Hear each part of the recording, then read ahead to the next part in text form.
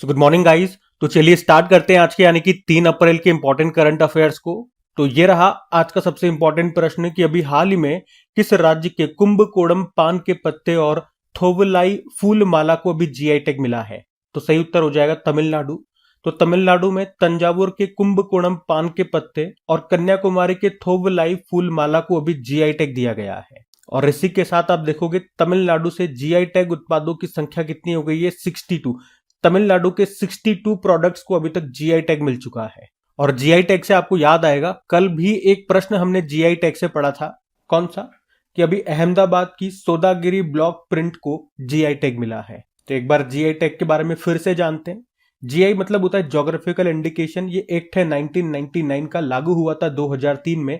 पहली बार दिया गया था 2004-5 में किसे? दार्जिलिंग टी को, जो कि पश्चिम बंगाल की है। कितने समय के लिए वैलिड रहता है ये जीआई टैग? 10 सालों के लिए। उसके बाद फिर से आपको अप्लाई करना पड़ता है। कौन देता है? भौगोलिक संकेतक रजिस्ट्री, जो कि चेन्नई तमिलनाडु में है। तो इतना तो इससे ये स्टैटिक याद रखना। बाकी 2025 में अगर आप देखो तो किन किन प्रोडक्ट्स को भी जीआई टैग मिल चुका है। तो हैंडीक्राफ्ट घर चोला को जीआई टैग मिला है, ये गुजरात का है। ये भी दिसंबर में इसको मिला था, तो मैंने 2025 में कंसिडर कर लिया। वर्जिन नारियल तेल को जीआई टैग मिला, ये निकोबार का है। और अभी भारत सरकार ने 2030 तक 10,000 जीआई टैग देने का लक्ष्य रखा है। और ये मैंने आपको बता दिया, कल ही पढ़ा है। अहमदाबाद की सोदागिरी ब्लॉक प्रिंट को जीआई टैग मिला। अब आज वाला जो हमारा जीआई टैग का प्रश्न था वो किस राज्य से संबंधित है? तमिलनाडु से। तो मैं आपको लेकर के चलता हूं तमिलनाडु। ये रहा मैप में तमिलनाडु। देखो, तमिलनाडु की कैपिटल चेन्नई होती है। मुख्यमंत्री एम.के. स्टालिन। इनकी ऑटोबायोग्राफी का नाम है उंगलेल ओरुवन। गवर्नर है आर.एन. रवि। राजकीय पशु है यहाँ का नीलगिरी तहर। पक्षी है एमरोल्ड डोव। वृक्ष है ताड़ का पुष्प है gloriosa lily. Sathyamangalam tiger reserve, Mudumalai national park, Guindy national park, Anamalai national park, Mukurthi national park आपको यहाँ मिलेगा। क्लासिकल डांस यहाँ का भरतनाट्यम हो गया। और 2 न्यूक्लियर पावर प्लांट आपको यहाँ मिल जाएंगे, कुडनकुलम न्यूक्लियर पावर प्लांट और Kalpakkam nuclear power plant. Tamil जो है ये शास्त्र भाषा का दर्जा पाने वाली पहली भारतीय भाषा बनी थी। और तमिलनाडु में ही जल्लीकट्टू उत्सव भी मनाया जाता है। तमिलनाडु के तट को कोरोमंडल तट कहते हैं। कुछ फेस्टिवल्स हैं तमिलनाडु के, जैसे कि पोंगल हो गया, जल्लीकट्टू हो गया, थाईपुसम हो गया, आदि पेरक्कू हो गया, चित्थराई महोत्सव हो गया, हेताई अम्मान महोत्सव हो गया। ठीक है, तो तमिलनाडु से ये सारे स्टैटिक पॉइंट्स आप ध्यान में रखना। अगला प्रश्न देखते हैं। फिर अगले में पूछ रहे हैं, अभी हाल ही में वंदना कटारिया ने संन्यास ले लिया है, तो उनका संबंध किससे है? तो आंसर होगा हॉकी। तो भारतीय महिला हॉकी टीम की प्लेयर है वंदना कटारिया। इन्होंने ही अभी अंतरराष्ट्रीय हॉकी से संन्यास ले लिया है। और आप कह सकते हो वे भारतीय महिला हॉकी के इतिहास में सबसे ज्यादा अंतरराष्ट्रीय मैच खेलने वाली खिलाड़ी है। कितने मैच खेले उन्होंने? 320। और 158 अंतरराष्ट्रीय गोल वो कर चुकी हैं। और इनके नाम पे एक रिकॉर्ड भी है।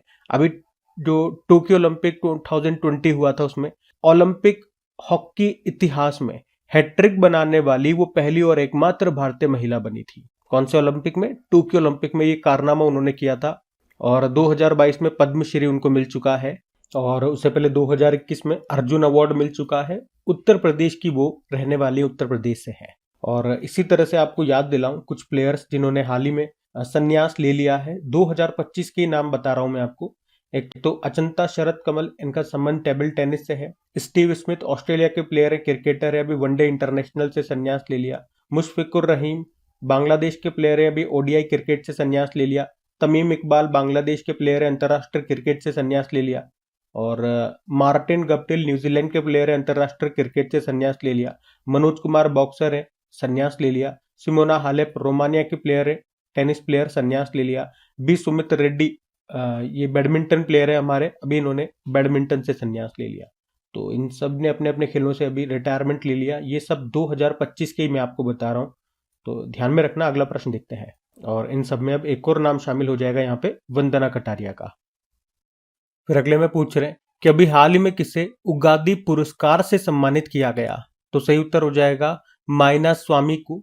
तो आंध्र प्रदेश सरकार ने अभी प्रसिद्ध इतिहासकार और पुरातात्विद माइना स्वामी को ऐतिहासिक अनुसंधान और सामाजिक सेवा में उनके उत्कृष्ट योगदान के लिए प्रतिष्ठित उगादी पुरस्कार से सम्मानित करने की घोषणा की है।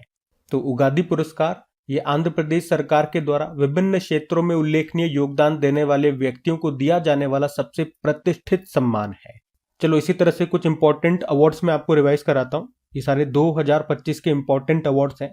जैसे कि पद्म पाणि लाइफ टाइम अचीवमेंट अवार्ड ये सई परांजपे को मिला था।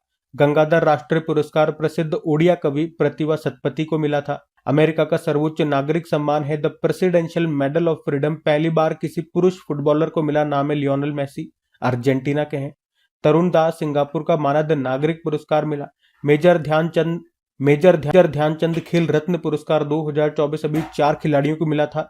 निशानेबाज मनु भाकर को, चेस चैंपियन डी गुकेश को, भारतीय पुरुष हॉकी टीम के कप्तान हरमनप्रीत सिंह को और पैरा एथलीट प्रवीण कुमार को। उसके अलावा उर्वशी सिन्हा, इनको गेट्स कैम्ब्रिज इम्पैक्ट पुरस्कार मिला। और सुभाष चंद्र बोस आपदा प्रबंधन पुरस्कार 2025 ये संस्थागत श्रेणी में भी किसको दिया गया था? Indian national centre for ocean information, भारतीय राष्ट्र महासागर सूचना सेवा केंद्र हैदराबाद को। और अभी गणतंत्र दिवस परेड 2025 में टॉप झांकी ये उत्तर प्रदेश की रही, मंत्रालयों की श्रेणी में जनजातीय कार्य मंत्रालय की। अभी 59 नंबर का ज्ञानपीठ पुरस्कार मिला है 2024 के लिए विनोद कुमार शुक्ल को, हिंदी लेखक है और छत्तीसगढ़ से है। और संगीत कलानिधि पुरस्कार ये आर.के. श्रीराम कुमार को मिला, वायलिन वादक हैं। और इस पुरस्कार को कर्नाटक संगीत का ऑस्कर भी कहते हैं। जबकि नृत्य कला निधि पुरस्कार ये दिया गया उर्मिला सत्यनारायण को, इनका संबंध भारतनाट्यम से है। ठीक है, तो यहाँ पे 11 इंपॉर्टेंट अवार्ड्स हमने और रिवाइज कर लिए, ध्यान में रखना सारा इंपॉर्टेंट है। अगला प्रश्न देखते हैं। फिर अगले प्रश्न में पूछ रहे हैं कि हाल ही में अभी आरबीआई की डेप्यूटी गवर्नर के रूप में किसे नियुक्त किया गया? तो सही उत्तर हो जाएगा पूनम गुप्ता को। तो याद रखेंगे पूनम गुप्ता का नाम, आरबीआई की डेप्यूटी गवर्नर इनको अभी नियुक्त किया गया। किनके इसके स्थान पे? माइकल पात्रा के स्थान पे। आपको पता है आरबीआई में 4 डेप्यूटी गवर्नर होते हैं और एक गवर्नर होता है। तो 4 डेप्यूटी गवर्नर वर्तमान में कौन कौन है एक बार देख लेते हैं। एम राजेश्वर राव, टी रविशंकर, स्वामीनाथन जानकी रमन, और अब ये नई आ गई है कौन? पूनम गुप्ता। और एक गवर्नर वो कौन है? वो तो अभी नए बने थे, संजय मल्होत्रा उनका नाम है। चलो आरबीआई के बारे में आपको बताता हूं। एक तो आपको पता है आरबीआई की स्थापना होती है 1 अप्रैल 1935। तो अभी जो 1 अप्रैल 2025 वाला है उसको आरबीआई ने 90वां स्थापना दिवस के रूप में मनाया। मुख्यालय इसका मुंबई में आपको मिल जाएगा। इसकी स्थापना होती है यंग हिल्टन आयोग की सिफारिश पे। राष्ट्रीयकरण नेशनलाइजेशन होता है 1 जनवरी 1949। गवर्नर नए बन गए, संजय मल्होत्रा 26वें नंबर के हैं। पहले British governor sir Osborne Smith और पहले इंडियन गवर्नर सीडी देशमुख। और आप जानते हो आरबीआई ने यूएलआई को लॉन्च करने की घोषणा की। यूएलआई मतलब यूनिफाइड लैंडिंग इंटरफेस। उसके अलावा अभी आरबीआई ने वित्तीय क्षेत्र एआई के नैतिक इस्तेमाल के लिए किसकी अध्यक्षता में समिति का गठन किया था? आईआईटी मुंबई की प्रोफेसर पुष्पक भट्टाचार्य। आरबीआई ने रेपो रेट को घटा दिया, 6.50 से घटा के 6.25% कर दिया। और अभी आरबीआई को यूके के लंदन में सेंट्रल बैंकिंग के द्वारा डिजिटल ट्रांसफॉर्मेशन अवार्ड 2025 मिला है। इसके 2 इनिशिएटिव्स है, प्रवाह और सारथी। उनके लिए प्रवाह की फुल फॉर्म जरूर देख लेना, ये प्रश्न एग्जाम में आ चुका है। Platform for regulatory application validation and authorisation. और 2 तरह के सप्ताह आरबीआई ने मनाए हैं। एक तो डिजिटल पेमेंट अवेयरनेस वीक 10 से लेकर 16 मार्च तक, जिसकी थीम थी इंडिया पेज डिजिटली। और फाइनेंशियल लिटरेसी वीक ये 24 से 28 फरवरी तक, थीम थी फाइनेंशियल लिटरेसी वुमेन्स प्रॉस्पेरिटी। ठीक है, तो ध्यान रखना ये सब। अगला प्रश्न देखते हैं। फिर अगले में पूछ रहे हैं कि अभी हाल ही में किसने फ्रेम 2 मिशन को लॉन्च किया है? तो आंसर हो जाएगा स्पेस एक्स ने। तो एलन मस्क की जो स्पेस कंपनी है स्पेस एक्स, उसी ने फ्रेम 2 नाम से एक मिशन को अभी लॉन्च किया है। तो इस मिशन के तहत एक अंतरिक्ष यान जो है वो पृथ्वी के उत्तरी और दक्षिणी ध्रुवों के ऊपर यात्रा करेगा। ध्रुव मतलब पोल, पृथ्वी का जो नॉर्थ और साउथ पोल है उसके ऊपर यात्रा करेगा। और ये पृथ्वी की ध्रुवीय कक्षा में जाने वाला पहला मानव अंतरिक्ष मिशन है। इस मिशन को नासा के केनेडी स्पेस सेंटर से लॉन्च किया गया है। किस रॉकेट से? फॉल्कन 9 रॉकेट से। कब? अभी 31 मार्च को ही। तो याद रखना ये पृथ्वी के ध्रुवों से यानी कि पोल्स से गुजरने वाला पहला मानव अंतरिक्ष मिशन है। और इस मिशन में आप कह सकते हो अंतरिक्ष में पहली बार एक्सरे का परीक्षण किया जाएगा। माइक्रोग्रेविटी में मशरूम उगाने का पहला प्रयास करेंगे। और इस मिशन के कमांडर कौन है? चुन वोंग है। अच्छा, इसी तरह से स्पेस एक्स से संबंधित कुछ और करंट अफेयर्स के प्रश्न मैं आपको रिवाइज करवाऊं।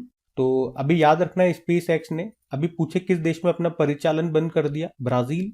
और अभी नासा ने सुनीता विलियम्स को धरती पर वापस लाने के लिए किसके सहयोग से क्रू 9 मिशन लॉन्च किया था? Space x.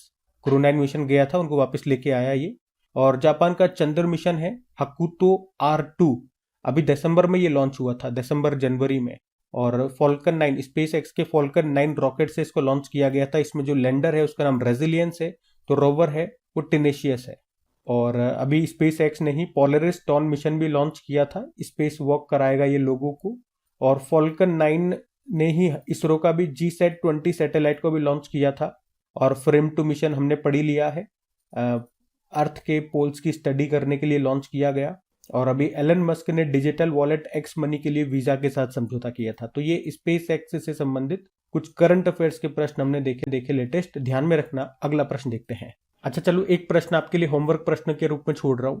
आप बताएंगे अभी भारत के किस राज्य ने अपना खुद का सैटेलाइट लॉन्च करने की घोषणा की है, और ऐसा करने वाला वो पहला राज्य भी होगा। तो उस राज्य का नाम बताओ और उस सैटेलाइट का नाम भी आपको बताना है। देखते हैं किस किस को पता है। अगला प्रश्न देखते हैं हम। फिर अगले में पूछ रहे हैं, अभी हाल ही में 37वां कथक महोत्सव 2025, जिसमें दुनिया का पहला कथक साहित्य महोत्सव भी आयोजित किया गया, ये हुआ कहां पे? तो आंसर होगा नई दिल्ली में। तो अभी 37वें कथक महोत्सव 2025 का आयोजन ये कथक केंद्र नई दिल्ली में किया गया। और यहीं पर ही दुनिया का पहला कथक लिटरेसी फेस्टिवल भी आयोजित किया गया। इसमें सभी कथक घरानों के परफॉर्मेंस हुए, जैसे कि लखनऊ घराना, जयपुर, बनारस घराना, ये सब। और कथक आप जानते हैं ये उत्तर भारत का, या यूं कह दो उत्तर प्रदेश का क्लासिकल डांस है। कथक शब्द का अर्थ होता है कथा को नृत्य के रूप में समझाना। और कथक के मुख्य रूप से 3 प्रमुख घराने हैं, बनारस, लखनऊ और जयपुर घराना। जो जयपुर घराना होता है उसमें पैरों की हरकतों पर जोर दिया जाता है, जबकि बनारस और लखनऊ घराने में चेहरे के हाव भाव और हाथों की हरकतों पर प्राथमिकता दी जाती है। बाकी कथक के कुछ प्रमुख कलाकार हैं, जैसे कि बिरजू महाराज हो गए, लच्छू महाराज हो गए, शंभू महाराज हो गए, सितारा देवी है, शोभना नारायण हो गए। और इसी तरह से ये 3 तो मोस्ट इंपॉर्टेंट नाम है। ये जो भानुजी महाराज है, आप कह सकते हो, जयपुर घराने के मूल प्रवर्तक कहे जाते हैं। जानकी प्रसाद बनारस घराने के मूल प्रवर्तक कहे जाते हैं, और ईश्वरी प्रसाद लखनऊ घराने के मूल प्रवर्तक कहे जाते हैं। तो ये सब ध्यान में रखना। अब कुछ इंपॉर्टेंट महोत्सव में आपको और रिवाइज करवाता हूँ, जो अभी हमने करंट अफेयर्स में पढ़े थे। अच्छा, उससे पहले एक प्रश्न का उत्तर देने की कोशिश करो। ये प्रश्न एग्जाम में पूछा गया प्रश्न है कि भारत में आधुनिक नृत्य का जनक किसे माना जाता है। ठीक है, यहाँ पे इसके ऑप्शन भी मैं आपको देता हूँ। चलो पूरा प्रश्न आपको बता देता हूँ, ये एग्जाम का ही प्रश्न है, आप देख सकते हो। ये ऑप्शन भी आपके सामने, इसका उत्तर करने की कोशिश करो। पहले मैं आपको कुछ महोत्सव रिवाइज करा दूं, फिर मैं आपको आंसर बताता हूँ। तो देखो, फिर अभी जल्लीकट्टू महोत्सव तमिलनाडु में मनाया जाता है, बैलों को कंट्रोल करते हैं। कंबाला उत्सव बेंगलुरु में होता है, गड़ीमाई फेस्टिवल नेपाल में, कनुमा महोत्सव तेलंगाना में, परशुराम कुंड मेला का आयोजन हुआ अरुणाचल प्रदेश में, मोदवेत महोत्सव टोडा जनजाति के द्वारा मनाया जाता है तमिलनाडु में, नीलगिरी पहाड़ियों में निवास करती है ये जनजाति, ये प्रश्न एग्जाम में आया था। छठा भी अंतर्राष्ट्रीय बाजरा महोत्सव मनाया गया बेंगलुरु में, पश्मीना महोत्सव नेपाल में, अंतर्राष्ट्रीय सरस्वती महोत्सव हरियाणा में, पांगसाउ पास अंतर्राष्ट्रीय महोत्सव अरुणाचल प्रदेश में। भारत का सबसे पुराना पुस्तक मेला बोई मेले का आयोजन हुआ था भी कोलकाता में, जिसमें थीम कंट्री जर्मनी था। और 2025 में मैड्रिड इंटरनेशनल बुक फेयर में भारत थीम कंट्री होगा। अभी नागोबा जतारा त्योहार मनाया गया था तेलंगाना में, गोंड जनजाति के द्वारा मनाया जाता है। ठीक है, तो ये सब ध्यान में रखना। और अभी जो मैंने प्रश्न पूछा था उसका उत्तर मैं आपको दे दूं कि भारत में आधुनिक नृत्य का जनक किसे माना जाता है, उदय शंकर इसका आंसर होगा। अब देख लेना आप में से किस किसने सही उत्तर किया था, जिसने नहीं किया था अब याद रखना। अगला हम देखते हैं प्रश्न। फिर अगले में पूछ रहे हैं कि अभी हाल ही में जल संरक्षण के लिए भागीरथ एप्लीकेशन को किसने लॉन्च किया। तो आंसर हो जाएगा यहाँ पे उत्तराखंड। तो अभी उत्तराखंड के जो मुख्यमंत्री पुष्कर सिंह धामी, अभी उन्होंने जल संरक्षण अभियान 2025 के अंतर्गत धरा मेरा, नौला मेरा, गांव मेरा, प्रयास मेरा, इस थीम पर आधारित एक भागीरथ नाम से ऐप को लॉन्च किया है। तो इस ऐप के जरिए लोग अपने क्षेत्र के महत्वपूर्ण और संकटग्रस्त जल स्रोत, मतलब जो वाटर बॉडीज है, वाटर सोर्सेज है, उनकी जानकारी आपस में शेयर कर सकेंगे, ताकि वे इन जल स्रोतों को संरक्षित कर सके, उनका संरक्षण कर सके। ये इसका मुख्य उद्देश्य है। तो एप्लीकेशन का नाम याद रखना, भागीरथ ऐप है। इसको उत्तराखंड में लॉन्च किया गया है। अब यहाँ पे हम क्या करेंगे, एक तो मैं आपको उत्तराखंड लेकर के चलूंगा, और उसके अलावा कुछ एप्लीकेशन और पोर्टल्स में आपको और रिवाइज कराऊंगा। तो देखो, फिर पहले एप्लीकेशन और पोर्टल्स हम रिवाइज करते हैं जो भी न्यूज में बने हुए थे। जैसे राष्ट्र पर्व वेबसाइट और मोबाइल ऐप को लॉन्च किया था रक्षा मंत्रालय ने, और गुजरात सरकार ने भाषा संबंधी बाधाओं को दूर करने के लिए स्वर नाम से एक प्लेटफॉर्म लॉन्च किया था। मातृ मृत्यु दर को कम करने के लिए सर्जन मोबाइल ऐप को लॉन्च किया पंजाब ने। केंद्र सरकार ने संपत्तियों की ई नीलामी के लिए बैंकनेट पोर्टल लॉन्च किया। केंद्र सरकार ने बहुभाषीय शिक्षा को बढ़ावा देने के लिए कौन सा ऐप लॉन्च किया? अनुवादिनी। गृह मंत्री अमित शाह ने सीबीआई के लिए एक पोर्टल को लॉन्च किया, उसका नाम है भारत पोल। और रक्षा मंत्री जी ने युद्ध क्षेत्र पर्यटन को बढ़ावा देने के लिए भारत रणभूमि दर्शन नाम से ऐप लॉन्च किया। कंपनियां अपने डॉक्यूमेंट्स को ऑनलाइन फॉर्मेट में स्टोर करके रख सकती है, उसके लिए सरकार ने एक डिजिटल प्लेटफॉर्म लॉन्च किया, एंटिटी लॉकर उसका नाम है। उससे पहले इन्होंने इंडिविजुअल्स, आप जैसे हम जैसों के लिए डिजी लॉकर लॉन्च किया था। सम्मान संजीवनी ऐप को हरियाणा ने लॉन्च किया। और भारतीय रेलवे ने भी रेलवे सेवाओं को एक ही प्लेटफॉर्म पर एकीकृत इंटीग्रेट करने के लिए स्वरेल ऐप को लॉन्च किया है। उसके अलावा आई स्पोर्ट पोर्टल को सेबी ने लॉन्च किया है। रक्षा मंत्री जी राजनाथ सिंह ने अभी युद्ध क्षेत्र निगरानी प्रणाली को लॉन्च किया था, उसका नाम संजय रखा। फीस्ट सॉफ्टवेयर को अभी इसरो ने लॉन्च किया था। ठीक है, तो इस तरह से ये 13 प्रश्न हमने और रिवाइज किए, ये तो ध्यान में रखना। बाकी बात उत्तराखंड की भी थी, तो उत्तराखंड लेकर के चलते हैं आपको। ये रहा मैप में उत्तराखंड। देखो, इसकी 2 कैपिटल आपको मिल जाएगी। विंटर कैपिटल देहरादून है, तो समर कैपिटल इसकी गैरसैंण है। मुख्यमंत्री पुष्कर सिंह धामी। गवर्नर कौन है? गुरमीत सिंह है। टेहरी डैम आपको यहाँ पे मिलेगा, भागीरथी नदी पर, उत्तराखंड में है ये, और भारत का सबसे ऊंचा डैम भी है। जिम कॉर्बेट नेशनल पार्क आपको यहाँ मिलेगा, ये भारत का सबसे पुराना नेशनल पार्क है। पहले इसको हेली नेशनल पार्क के नाम से जानते, और अभी इसको रामगंगा के नाम से जानते हैं, क्योंकि इसमें से रामगंगा नदी निकलती है। राजाजी टाइगर रिजर्व भी है यहाँ पे। फूलदेई त्योहार मनाया जाता है, मक्खन महोत्सव, अंडूरी और हरेला उत्सव यहाँ पे मनाया जाता है। यहाँ का राजकीय पशु अल्पाइन कस्तूरी मृग हो गया, पक्षी है हिमालयन मोनाल, और फूल है ब्रह्म कमल, मछली है प्यूटिटर महशीर। उसके अलावा और प्रश्न देखो, अभी नीति आयोग के sustainable development goal India index 2023-24 में इंडिया का स्कोर 71 था। ये प्रश्न एग्जाम में आया था, और टॉप पे केरल और उत्तराखंड था। और संपत्ति क्षति वसूली अधिनियम लागू करने वाला तीसरा राज्य उत्तराखंड बना है, हरियाणा और यूपी के बाद। पहली वाइन पर्यटन नीति किसने लॉन्च की? उत्तराखंड ने। किस राज्य ने भारत की पहली योग नीति शुरू की? उत्तराखंड ने। समान नागरिक संहिता यूनिफॉर्म सिविल कोड अपनाने वाला पहला राज्य बना आफ्टर इंडिपेंडेंट कौन? उत्तराखंड। और संविधान का कौन सा अनुच्छेद समान नागरिक संहिता प्रदान करता है? याद रखना, अनुच्छेद 44। सकल पर्यावरण उत्पादन सूचकांक जारी करने वाला पहला राज्य भी यही है। मुख्यमंत्री एकल महिला स्वरोजगार योजना यहाँ शुरू हुई थी। अभी 38 नंबर के नेशनल गेम्स हुए थे उत्तराखंड में, उसका मैस्कॉट मौली है, टॉप पे सर्विसेज रहा। और जो इसमें टॉप पे होता है उसको राजा भालेंद्र सिंह ट्रॉफी मिलती है, याद रखना। अगले वाले 39 नंबर के जो नेशनल गेम्स होंगे 2027 में होंगे, याद रखना कहाँ पे? मेघालय में। और अगर पूछे किस राज्य ने वैश्विक योग केंद्र बनने के लिए भारत की पहली योग नीति लॉन्च की थी, तो उत्तराखंड आंसर होगा यहाँ पे। तो ये सब ध्यान में रखना। अगला प्रश्न देख, फिर अगले में पूछे, अभी हाल ही में केंद्र सरकार ने कब तक नक्सल मुक्त भारत बनाने की घोषणा की है? तो आंसर होगा मार्च 2026 तक। तो अभी हमारे जो गृह मंत्री अमित शाह, अभी उन्होंने कहा कि 31 मार्च 2026 तक हमारा लक्ष्य है देश को नक्सल मुक्त करना। उन्होंने साथ में बताया कि सबसे ज्यादा जो नक्सल प्रभावित जिले हैं उनकी संख्या 12 से घटकर 6 रह गई है। और वो 6 जिले कौन कौन से राज्यों में है? मुख्य रूप से छत्तीसगढ़, झारखंड और महाराष्ट्र में। छत्तीसगढ़ में 4 जिले, बीजापुर, कांकेर, नारायणपुर और सुकमा। झारखंड में है पश्चिमी सिंहभूम, और महाराष्ट्र में है गढ़चिरौली।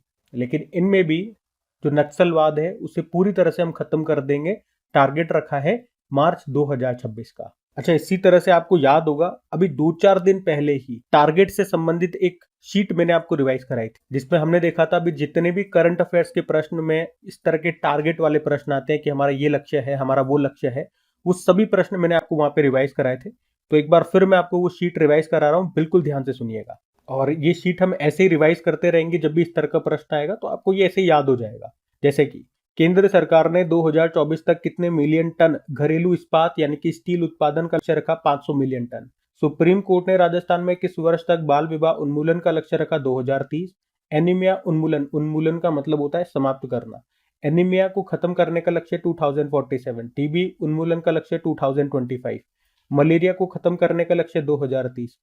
ऊर्जा स्वतंत्र बनने का लक्ष्य 2047।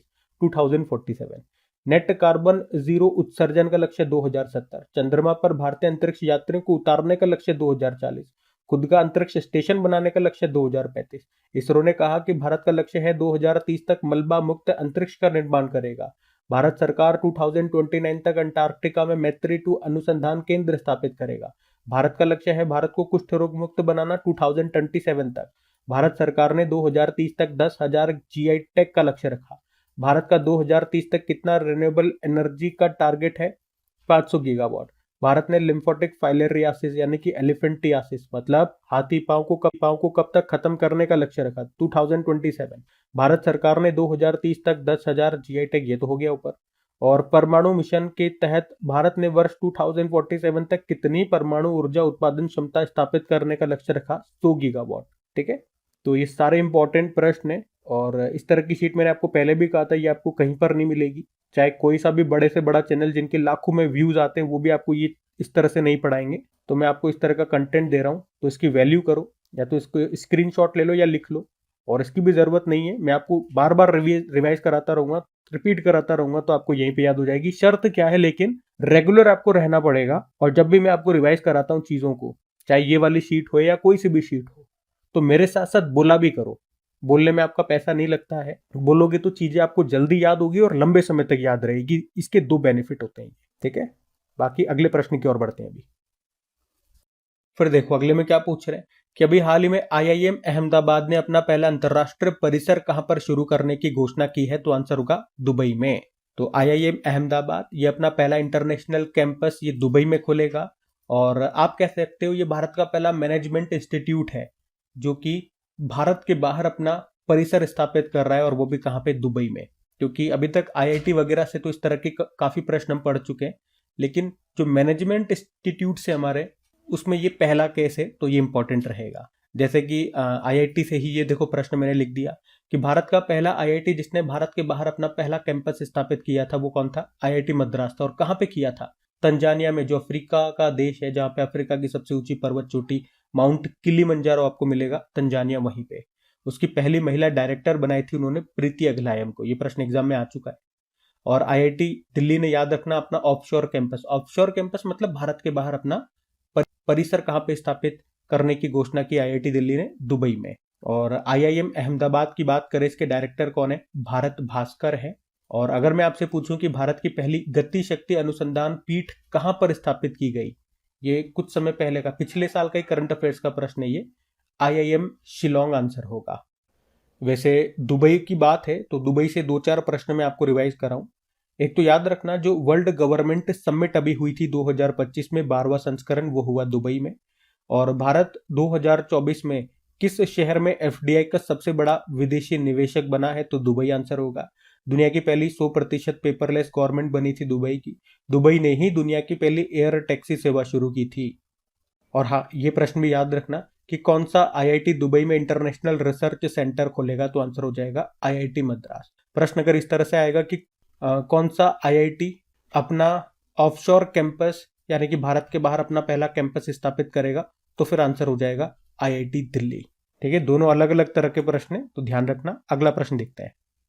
फिर अगले में पूछ रहे हैं, अभी हाल ही में किस देश के राष्ट्रपति गैब्रियल बोरिक फॉन्ट ये 5 दिनों की भारत यात्रा पर आए? तो आंसर होगा चिली। तो अभी 1 से लेकर 5 अप्रैल तक चिली देश के जो राष्ट्रपति नाम है गैब्रियल बोरिक फॉन्ट, ये अपनी आधिकारिक भारत की यात्रा पर आए हुए हैं। ये चिली के किसी भी राष्ट्रपति का 16 वर्षों के बाद भारत का दौरा है। और वैसे वो भारत आने वाले चिली देश के तीसरे राष्ट्रपति हैं।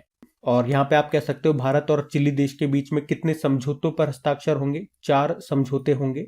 और यहाँ पर वो भारत के 4 भारतीय शहरों की यात्रा करेंगे, दौरा करेंगे, नई दिल्ली, आगरा, मुंबई और बेंगलुरु।